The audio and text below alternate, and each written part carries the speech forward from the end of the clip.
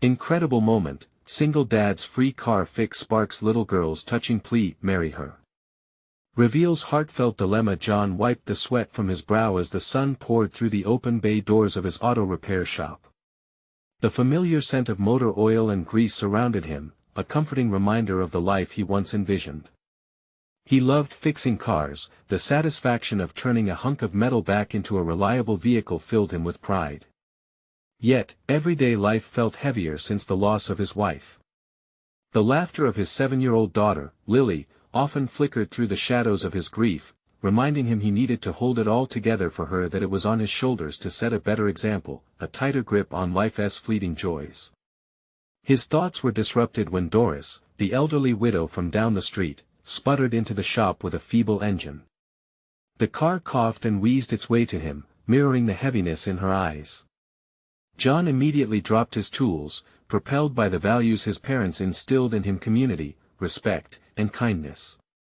He wouldn't take a cent from Doris, he'd fix her car for free. As he got to work, he called Lily to join him, wanting to pass down the family legacy of helping others. Together, they engaged in mechanical banter, Doris watching with a warm smile as John simplified each step for Lily. "Here, this is how you check the oil," he instructed, feeling a flicker of happiness amid the grief. As laughter spilled amongst them like the sounds of clinking wrenches, a breath of levity escaped when Lily exclaimed, "Marry her." The words hung in the air, echoing with laughter, yet tugging at a loose thread of unease within John. What did it even mean, the last time he truly felt loved? Their discourse evolved from mechanical fixes to heartfelt revelations, and Doris shared stories of her past, an accomplished artist who once transformed blank canvases into magic, before life had driven her to put away those dreams. With every word, John felt the aching recognition that weighed on him: they were both caught in webs of lost aspirations. Could he let go of the fears that stifled possibilities, even for a moment? Over the next few weeks, as the sun bathed each morning, their unexpected friendship flourished. He poured energy into assisting Doris with painting again while quietly wrestling with the harsh reality of trying to keep his own identity intact as a father. With each splash of paint, each burst of laughter shared, there was comfort in the connection being woven. But lurking beneath the surface was the urgent pressure of maintaining what he once had: a family, a normalcy that had become a fleeting memory. Amidst the moments of joy, John began to explore the notion of allowing happiness back into his world, yet societal expectations and grief dampened any growing light. One day, vulnerability broke through his fortress. "Doris," he asked, his voice barely above a whisper, "can you truly find happiness again?" Just as Doris prepared to share her insights, a loud crash echoed from the bay doors, jolting John's thoughts. His heart raced as a figure stepped into the shop, someone from his past, someone he wasn't ready to face. The tension thickened like oil in the cold air, twisting the nascent bond he shared with Doris. He looked at Lily, then back to Doris, uncertain about the impact this presence could have on the fragile beginnings of their lives. Fearful whispers in his mind taunted him: could he protect the connection they'd quietly forged, or would the shadows of his past pull him into despair once more? The figure stepped into the shop, and John's breath caught in his throat. It was Marcus, an old friend turned rival from high school who had, in many ways, become a symbol of John's own inadequacies. Marcus was everything John had aspired to be: successful, confident, and seemingly untouched by the grief that had enveloped John's life since his wife's passing.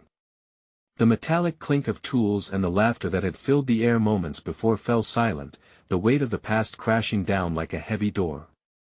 "John. Is that you?" Marcus called out, an easy smile breaking across his face, as if they were meeting over beers rather than standing in the shop that held so many memories of loss. The ease of it stung. John's instincts kicked in. "What brings you here?" he asked, hostility leaking into his tone despite his best efforts to mask it. He could feel the tension in the room tighten as Doris shifted uncomfortably. Lily was at his side, her curiosity piqued by the unexpected visitor. "I was just passing by and thought I'd stop in," Marcus replied, his confidence hanging thick in the air. "I heard you had the shop, knew you were capable, but I didn't know you were actually doing it." Pretty impressive. John's heart raced as he fought the impulse to regard Marcus's words as taunting rather than genuine praise. The compliment felt like an invasion into the fragile world he had begun to build with Doris and Lily. Still repairing cars, John replied coldly, unwilling to let this moment erode his newfound resolve. Sensing the growing discomfort, Doris stepped forward, her presence grounding in the escalating tension. "This is a wonderful shop, John puts his heart into it," she said, her voice steady, letting the warmth of her compliment fill the empty space between them. As John watched Marcus closely, he couldn't ignore that familiar sense of inferiority that twisted in his gut. Memories flashed: high school debates, competitions, Marcus always one step ahead, a perfect score, the clear favorite. That older version of John, who had allowed self-doubt to fester like untreated wounds, bubbled to the surface once more. "What were you doing these days, Marcus?" John asked, bitterness threading through the question. "I've just followed the corporate ladder, you know. Moved up quite a bit at the firm, and now I'm overseeing a few projects.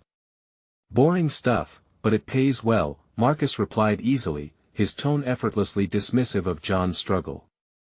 And just like that, John felt the walls around his fragile heart begin to build anew. He had worked tirelessly to carve a space where he wouldn't have to keep measuring his worth against the accomplishments of others. Where community and connection became his new guideposts for success. "Enjoying that, are you?" John squeezed the words out, forcing himself to maintain the conversation on his own terms. "You really can't put a price on doing what you love." The silence that followed felt heavy, charged with John's growing awareness. He realized that Marcus's opinions could not dictate his self-worth. It was time to reshape the narrative. For too long, John had been in the shadow of others, playing a part that did not reflect who he was becoming. "Anyway, I should be going," Marcus said, his smile now more of a smirk. "It was good to see you, John. Keep the rust off those tools." As Marcus exited the shop, John felt an unsettling mixture of triumph and doubt. The encounter stirred something in him, a need for change, to embrace his individuality that had long been stifled by comparison and fear. Doris noticed John's struggle, her sharp gaze inviting him to reflect. "Sometimes the hardest battles are the ones we have within ourselves," she whispered. But there was still more yet to confront. If John was to truly reclaim happiness, he would need to face additional truths. This was a catalyst for something deeper, something he had to unravel for himself and Lily. Would he study the roots of his discontent, or let Marcus's shadow creep back into his life? He turned to Doris, ready to explore the depths of these thoughts. As he opened his mouth to speak the question lingering in his psyche, another figure appeared at the door, someone unexpected yet crucial to this unfolding story. What did the future hold when the past refused to let go? John blinked as the door swung open once more. The unexpected visitor was a young girl, perhaps 7 or 8, with bright curls bouncing with each step. Her wide, inquisitive eyes scanned the workshop, landing on John with a spark of curiosity that felt strangely disarming amid his turmoil. "Hi. I'm Emma," she chirped, a bright contrast to the heaviness left by Marcus. "Hello there, Emma," John greeted, forcing a smile as he crouched to meet her gaze. "What brings you to my shop?" "My dad's car broke down. He said it might need a special fix, and I thought maybe you could help." She hesitated, then added with an innocent sincerity, "You look like a really good mechanic." The compliment struck a deeper chord than John anticipated. In that moment, he felt a glimpse of the confidence Marcus so easily exuded, yet he hesitated as the familiar self-doubt nipped at his heels. "Sure, I can take a look," he replied, standing up straight. This moment, albeit simple, felt significant. It awakened something buried within him. "Thanks. Can I watch?" Emma asked, her curiosity shining brightly. "Of course. Just stay behind the counter, all right?" John instructed. As she settled on a stool, he felt invigorated by the responsibility. He selected a few tools and headed outside, Emma trailing at his heels. The car was parked a few spaces down, a weather-beaten sedan that told a story of miles traveled and memories made. "Do you fix cars all by yourself?" she asked, watching John deftly pop open the hood. "Most of the time," he responded, focusing intently on the engine. Young eyes were upon him, a gentle reminder of the importance of his craft. "Sometimes I have help from my friends." She raised her finger, as if she were about to reveal a grand secret. "You should let them come more often. It feels nicer when there are lots of people." John chuckled softly, a shared wisdom passing between them. His hands busied themselves with the mechanics, but his mind whirled. He'd constructed walls to ward off loneliness and self-doubt, but now faced an unexpected truth. Community, whether from family or friends, was an essential avenue to joy. As he worked through the tangled wiring of the car, John's thoughts churned. He recalled Doris's words, her insistence that the hardest battles are internal. What of his fears that haunted him? Was letting others in, admitting he didn't have all the answers, a weakness or a profound strength? "Why do you fix cars?" Emma asked suddenly, her innocent tone piercing through his contemplation. "Because I love it," John responded without hesitation. He could feel the conviction emanating from the truth. "It's like bringing something back to life. It gives me purpose." "I wish I could fix things too," Emma sighed, her expression earnest. "Maybe I'll learn when I'm older." "Maybe you will," John affirmed, genuinely impressed by her enthusiasm. In this exchange, a flicker of his youthful dreams reignited. Ambitions drowned under layers of grief and self-doubt began to resurface.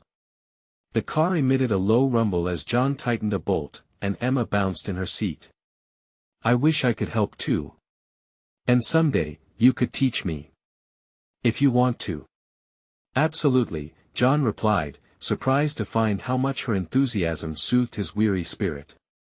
There was clarity in this moment that transcended rivalry and self-comparison. It wasn't just about fixing a car. It was about planting seeds for potential growth, his and Emma's.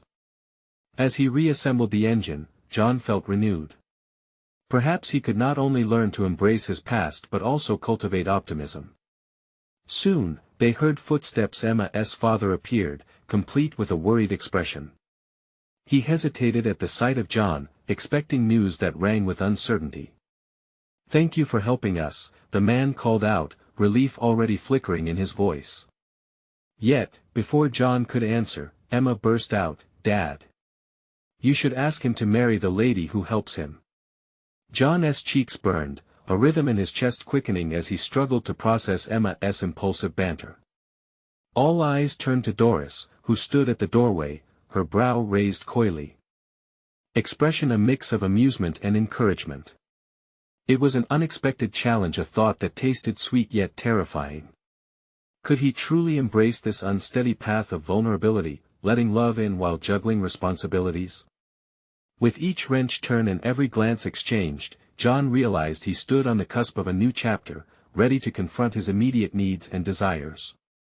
He would have to decide soon if he would leap into the unknown, or retreat back to the security of self-imposed isolation. As Doris stepped inside, assured and bright, John met her gaze, their connection pulsating like the heartbeat of an engine revving to life.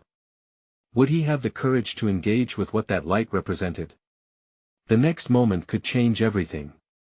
John watched as Doris took a cautious step into the workshop, her presence a calm in the storm of his thoughts. Each new moment with her felt charged, as if they stood on precipices of possibility.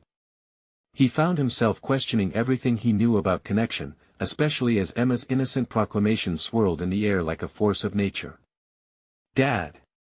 You should ask him to marry the lady who helps him." Echoed in his mind, a bright spark against the shadows of his uncertainty. A chill ran through him, the inexplicable pressure to confront his feelings simmered just below the surface. He turned to Doris, their eyes locking momentarily, and in that exchange, he sensed an unmistakable convergence of encouragement and expectation. For the first time, those emotions weren't just overwhelming, they were exhilarating. What if he let this exposure transform not just his relationship with Doris but his approach to everything around him? John, Thank you so much for helping us, Emma's father spoke again, drawing John back to the task at hand. He nodded, forcing an easy demeanor while adrenaline raced in his veins. Engaging with friendly banter felt like a dance he had almost forgotten how to lead.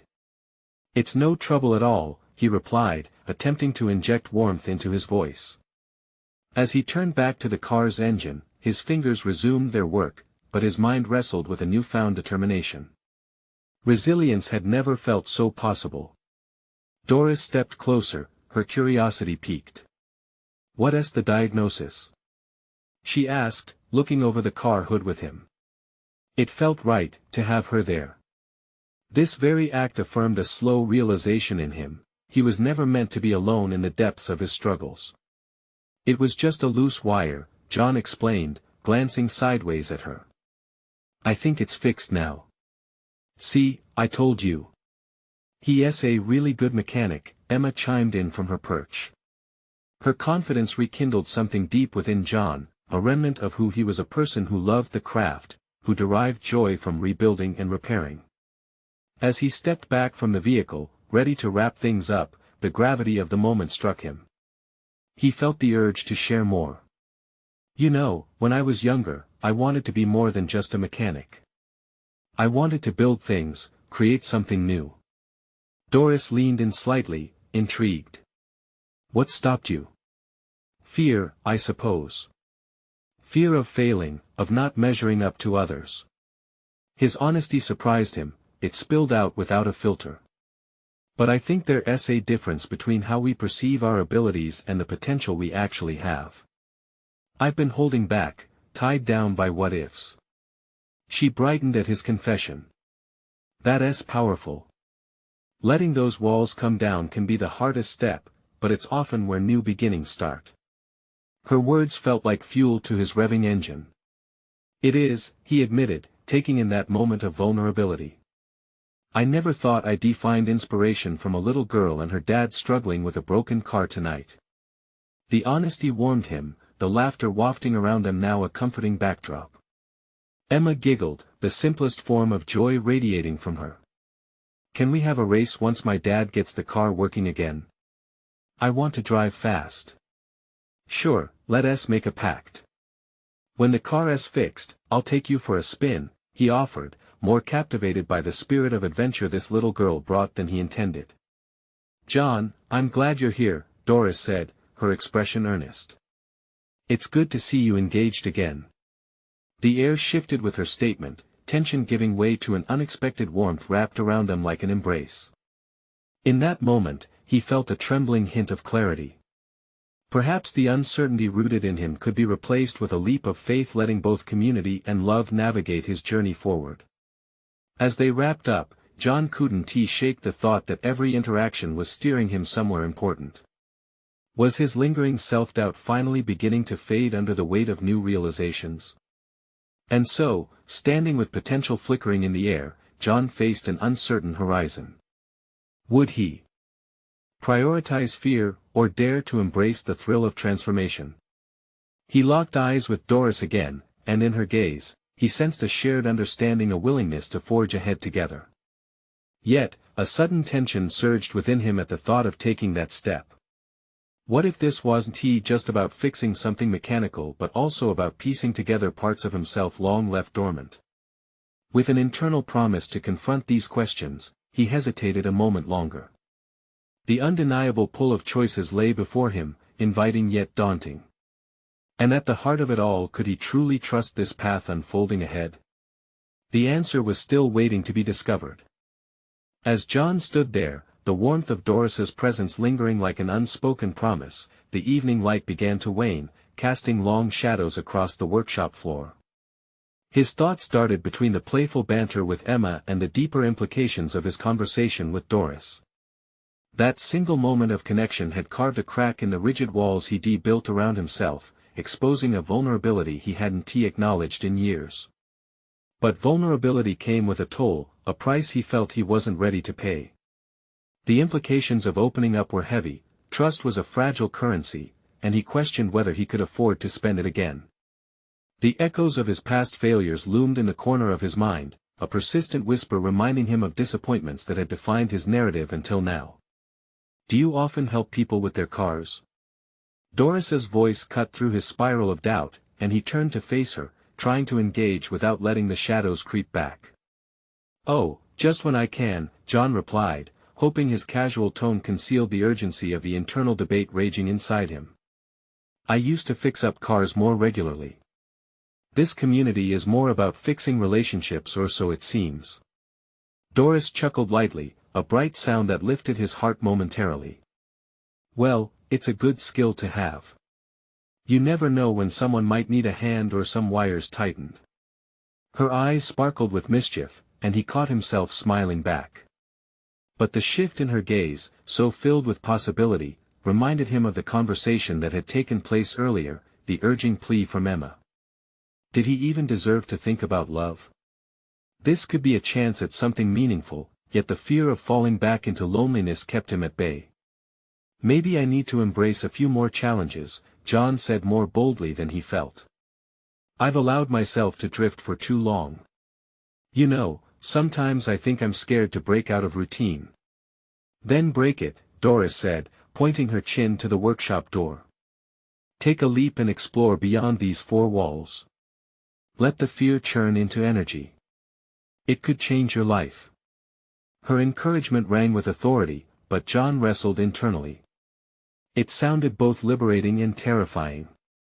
Stepping outside the shell he long inhabited would require a confrontation with everything he held dear: his fears, expectations, and the parts of himself he buried under layers of safety. How could he disentangle the knots of his past? And if he failed, wouldn't the pain hurt more? "Have you ever faced something like that?" he asked, tapping into a curiosity that felt surprisingly bold. "Of course," she said without hesitation. "We all dance with fear. I left my job a few years back to pursue a passion for art. It was terrifying but also the most freeing thing I've ever done." The revelation ignited something within John. Here was Doris, laid bare before him, fearless in the face of her own uncertainties. "And you don't regret it?" "Not at all. Regret is far worse than fear. You've got to own the choices you make. If you stay tethered to what-ifs, you'll never get the chance to find who you're meant to be. We miss out on connecting with others that way, like you and Emma, or whatever could grow here." Her words broke a dam within him, but the tide of emotions was turbulent. He saw an image of the carefree joy that led him to want more than just a mechanic's life. He could distinctly envision himself exploring new paths, but doing so meant relinquishing control, a notion that left him unsettled. But what did he have to lose, really? The prospect of new connections like the one with Doris and Emma stood before him like horizons lost in clouds, waiting to be claimed. He took a breath, feeling the heavy load of hesitation lift slightly. It was becoming clear that each moment he hesitated put him further away from the person he wanted to be. Was he ready to rebuild not just engines but a future? "Maybe it is time to start breaking some walls," John admitted, his voice steadying as conviction sparked a fire within him. Courage could entail not just action but shifting perspectives. What if the real journey began with invisible steps toward facing not only his fears but also his desires?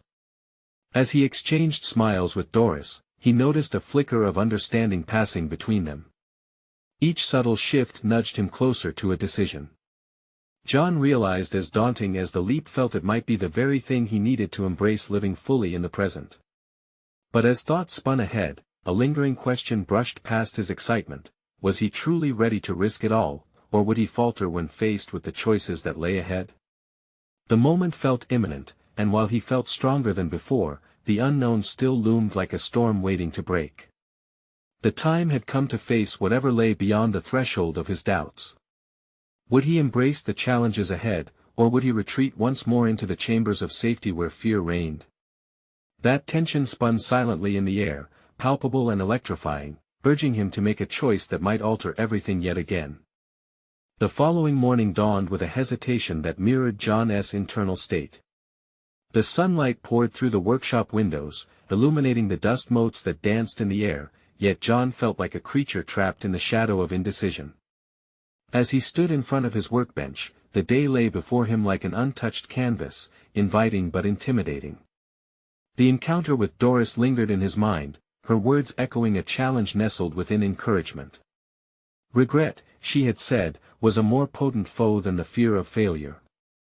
His habitual routine seemed increasingly stifling, and yet a lifetime of practices pulled at him like an anchor, threatening any newfound resolve. With a wrench in hand, he attempted to focus on the task at hand, but his thoughts spiraled back to that fleeting connection he had felt with Doris.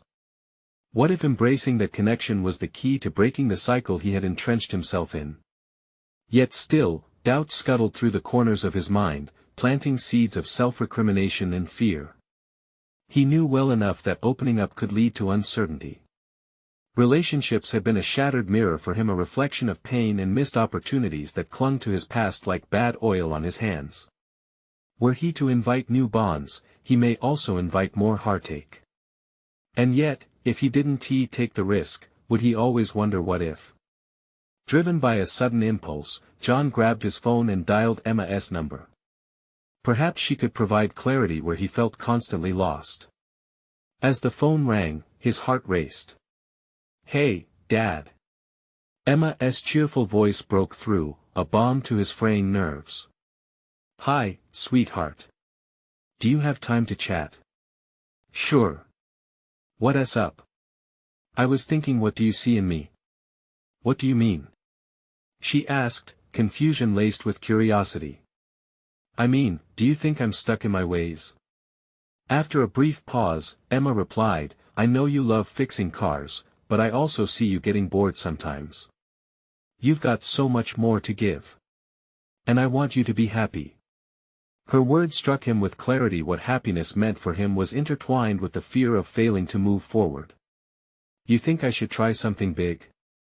"Definitely. You're brave whether you see it or not. Like when you helped that stranger with his broken-down car last month." There it was, a light flickering through the fog of his uncertainty. The interaction had sparked not only gratitude but a realization that generosity could be a bridge to connection. "I'll think about it," he said, formulating plans within himself. The conversation reinvigorated him.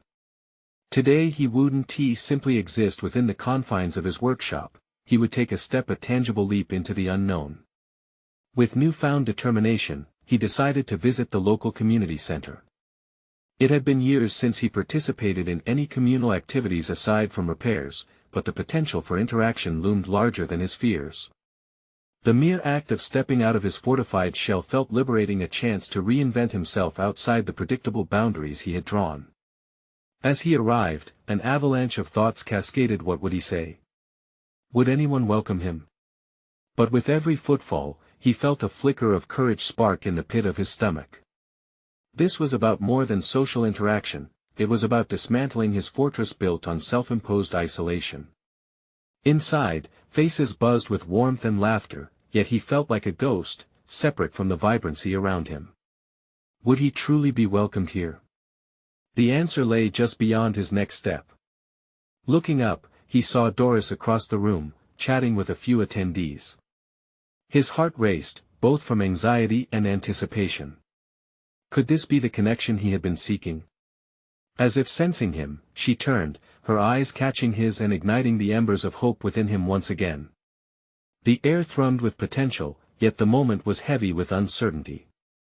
He took a deep breath, willing himself forward, ready to confront not just a new environment, but the uncharted territory of his own desires. Would he seize the opportunity for connection, or would past fears render him paralyzed again? As he approached her, nerves tinged with excitement, John realized he was at a critical intersection of his life, and whatever lay ahead depended on the choices he would make in that moment.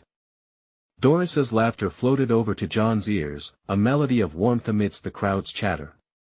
Every step he took toward her felt like breaking through a glass barrier he hadn't realized he was trapped behind. There was something powerful about this moment, an opportunity that stretched beyond the confines of mere conversation. Would he risk showing his vulnerability? "Hi, John." Doris greeted. Her voice danced through the air, breaking the rhythm of his thoughts. "I didn't expect to see you here." Yeah, well, I figured it was time to branch out a little, he said, his words tinged with both uncertainty and newfound determination. That's great. She responded, her smile radiant. We could all use a little adventure in our lives. Adventure. The word hung in the air, alluring yet intimidating. John felt his heart rate spike. Not adventure in the traditional sense, but the exploration of his own potential, the challenge of stepping out of his comfort zone and confronting his fears directly. Do you remember our conversation the other day? Doris continued, her expression earnest. About regrets and taking risks? I do, he replied, searching for the courage to dive deeper. You made me think about what I'm missing by sticking to what I know. Then what is stopping you? She asked, an encouraging twinkle in her eyes. You seem like someone who has a lot of passion, just waiting to be unleashed. For the first time, John felt the weight of a dare echoing through his mind. His innate tendency to retreat into the predictability of his life tugged at him, but the contrast of her invitation pushed against the anchor of his fears. What if embracing this moment could unlock something he had buried for too long? In reality, it's just fear, he admitted, surprising himself with the candor of his statement. Fear of messing up, of putting myself out there, and failing again. Each confession peeled back layers of his defenses, revealing the core of his anxiety. Doris nodded, contemplating his words. The truth is, we all have that fear. But what if the failures lead to something incredible? Not every outcome is a catastrophe. Besides, how often do we actually learn from our mistakes? Her perspective ignited a flash of recognition in him. In his isolated world, the notion of failure had morphed into a towering specter, but perhaps it didn't have to control him. Perhaps he had the ability to reshape it into something constructive. You're right, he found himself saying, his voice steadying. Maybe it's time to stop dwelling on what could go wrong and start considering what could go right. Doris's smile widened, and in that instant, John caught a glimpse of her belief in him, an anchor of hope that propelled him forward. Why not take one small step today? She suggested, her tone both light-hearted and sincere. What is something you've always wanted to try outside of the workshop? I've toyed with the idea of coaching a little league team, he admitted, though it felt strange to verbalize. The thought had sparked a flicker of excitement, but also an awareness of his self-imposed limitations. Her eyes lit up. That's perfect. You're great with kids, and your experience can inspire them. I think you'd really enjoy it. The possibility swirled around him, a delicate blend of enthusiasm and fear. Could he really step into a role so far removed from his daily life? The thought of guiding a group of kids, sharing knowledge and building connections, was both exhilarating and terrifying. Mulling over the decision, John felt the familiar weight of self-doubt creeping back into view. What if they didn't want him? What if he couldn't connect with them, or if his past failures resurfaced? Doris sensed the hesitation that swelled within him. Look, your journey is your own. Take it at your pace. But trust that every step, no matter how small, brings you closer to the life you envision for yourself. Fueled by her encouragement, he felt the tendrils of determination solidifying within.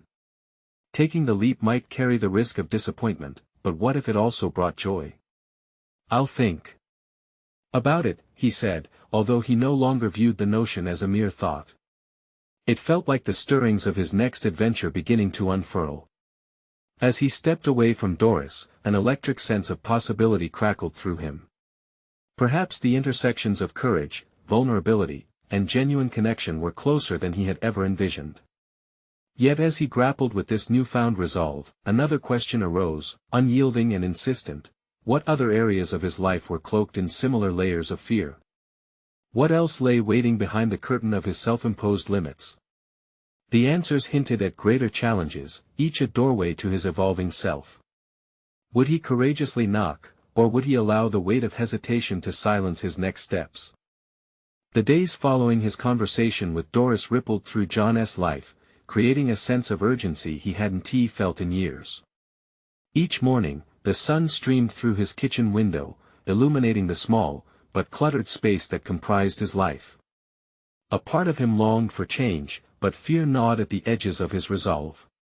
He'd grown accustomed to a static routine, and this idea of coaching a little league team lurked like a specter in the shadows, simultaneously thrilling and terrifying.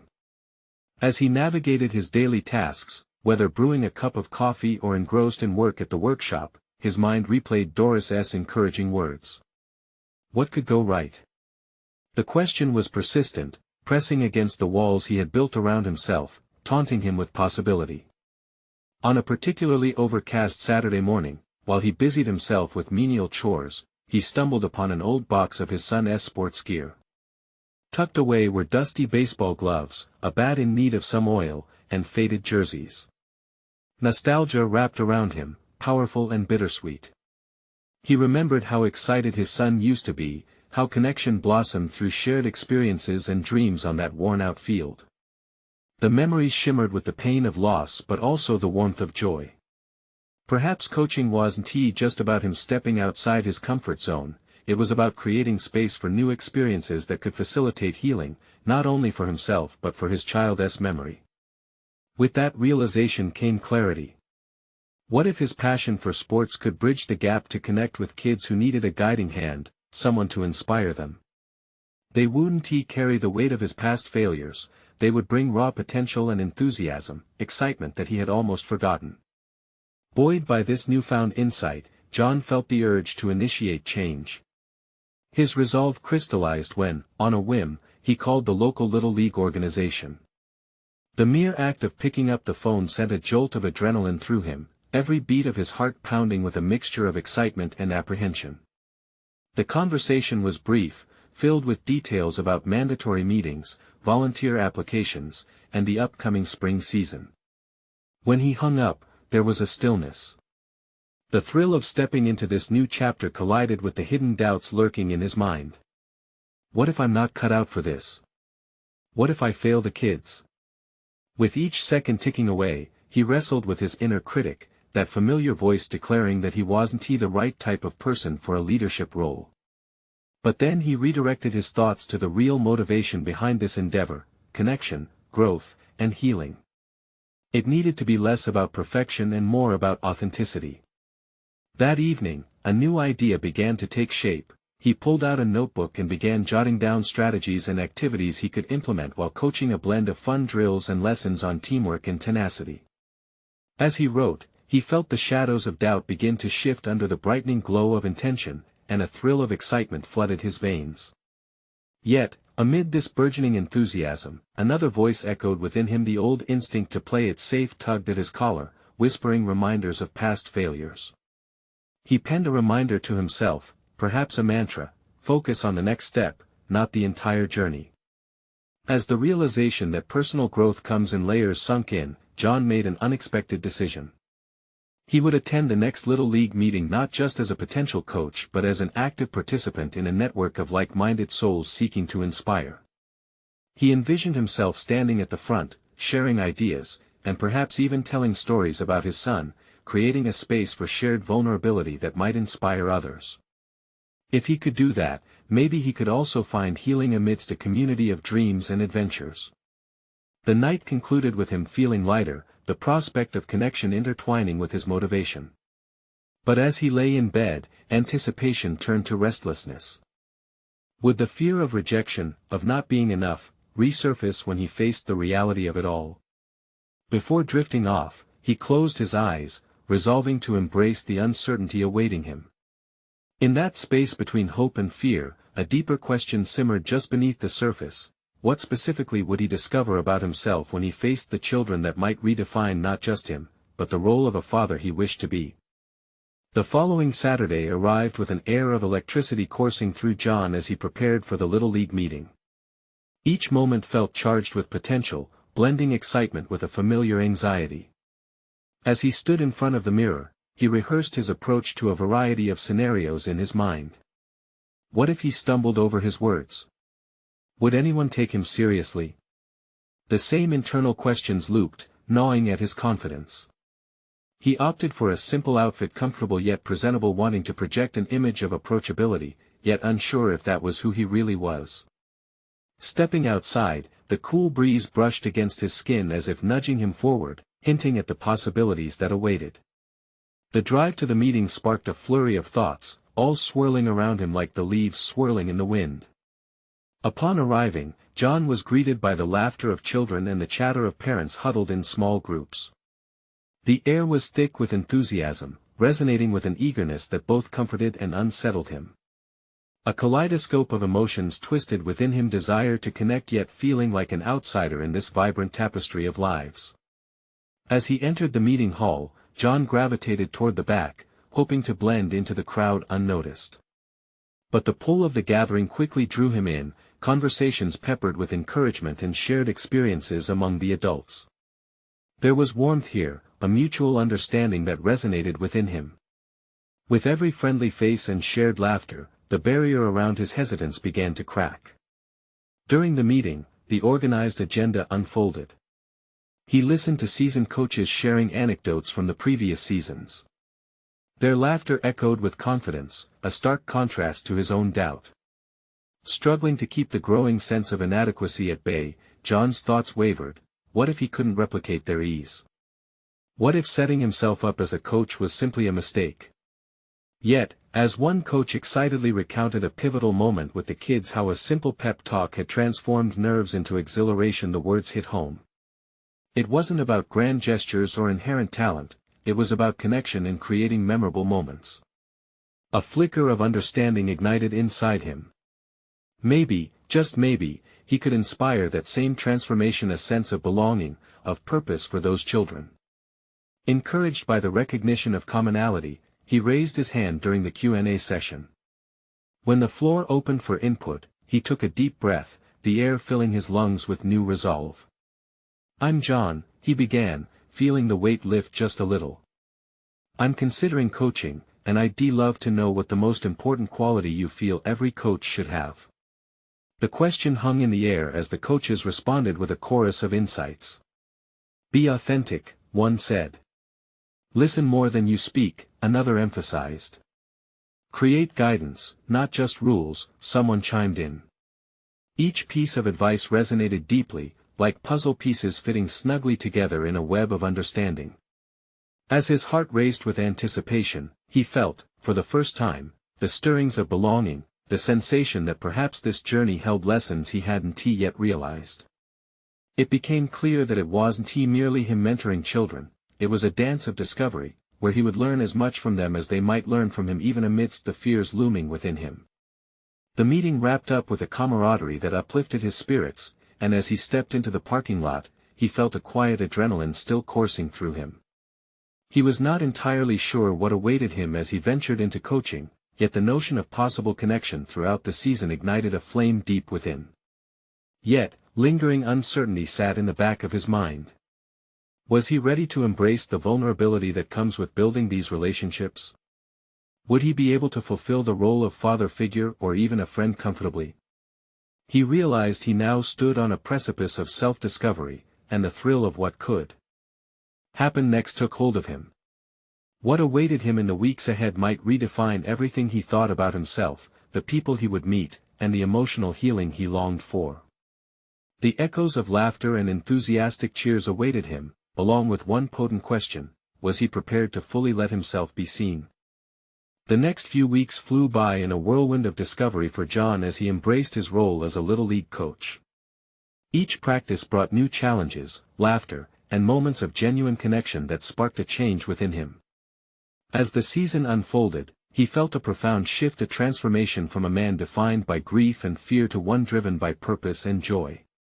Standing on the sidelines during a game, John watched as the kids he coached displayed their skills, anticipation thick in the air. Their energy was infectious, it reignited the passion he had once buried deep within himself. With every cheer and clap, his heart swelled with pride. He felt a renewed sense of belonging, a palpable connection to these children who looked to him for guidance, even if they didn't realize it. "Great catch, Emma!" he shouted as one of his players snagged the ball out of the air.